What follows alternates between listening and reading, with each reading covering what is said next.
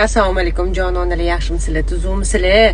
Qaranglar, zalga kelayotganinglarda iloji boricha qoninglar juda ham to'q bo'lmasin va o'zinglar bilan bandaj olib kelishga harakat qilinglar. Ichki kiyim, lifchik tursi hammasini alishtirish kerak bo'ladi. Terlab suv bo'lib, ho'l bo'lib ketadi bizning zanetiyada.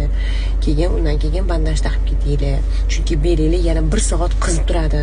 Biz poзвоночникlarni shaqqillatib qizdirib ishlaganimiz uchun, ko'pchiklar bilan ishlaymiz, gemoroylarga ishlaymiz. O'shaning uchun hamma yoqni qizdirganimiz uchun zal tugagandan keyin ham, darsingiz tugagandan keyin ham yana 1 soat qizib turasiz. Orqadagi ko'pchik yonida nijniy tomir bor. O'sha yerda shamollatib qo'yishadi, keyin grijam og'riyapti deb o'ylab yurishadi. Aslida tomiri shamollatib qo'yishadi. Shuning uchun mabodo shunaqa holat bo'lsa ham, meni vazin surib olasizlar, spir surib olasizlar va bandajlarni taqib olsanglar 1 soatcha yaxshi bo'lib ketadi. Так что ehtiyot bo'linglar.